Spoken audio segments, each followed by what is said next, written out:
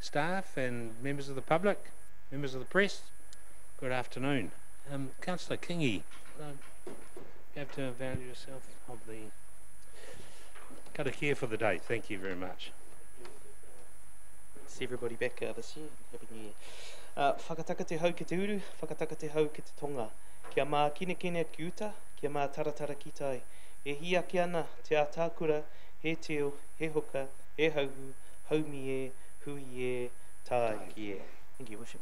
Good as gold. Thanks, Councillor Kingi. Just before we set off, I'll just have a slight departure from proceedings, just to give a bit of a state of the district or state of the nation. I remember one of former Prime Minister Sir Robert Muldoon used to do his rotary speech in Orewa. Some of us of that vintage can remember the Hatfield speech, but just yeah, as I said, welcome back everyone, and congratulations, obviously, for surviving the summer so far, and especially the councillors who completed their first year just prior to Christmas. So and thank you so much for all your contributions so far. Summer's been great. Retail spend is good from what we say.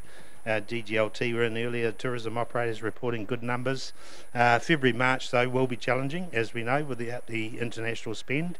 So we'll be doing hard with our agency to try and connect those markets during those months. So to try and make up some of that shortfall. Obviously the LTP this afternoon discussion will set the scene for the next 3 years.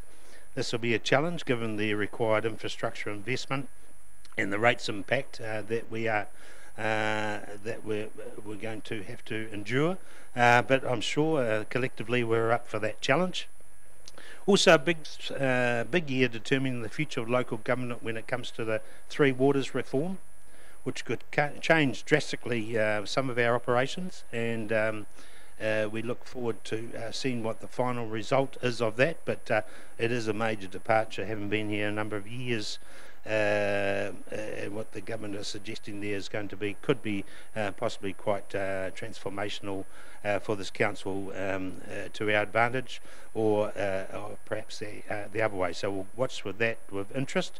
The must-dos for myself and the council this year is to get that town centre upgrade continued with in earnest.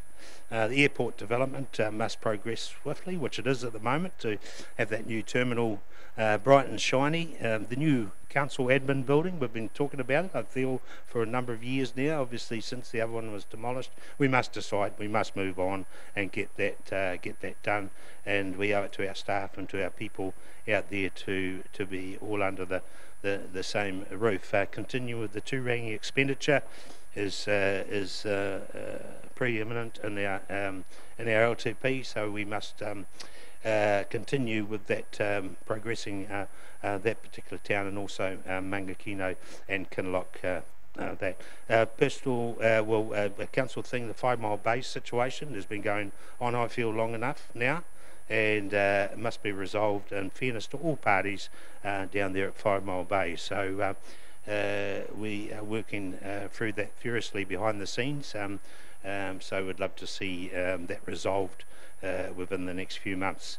So you know, as we say, onwards and upwards, and look forward to this year being being productive and being an exciting one for all. It's going to be, and sort of whether we ever call post-COVID times, but certainly extraordinary circumstances that we face ourselves in. So yeah, let's get on with it, and looking forward to it. So thanks very much. Thank you, Mr. CEO.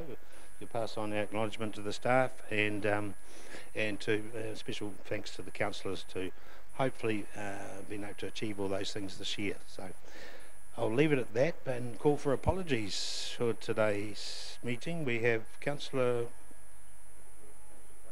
Park and Councillor Boddy.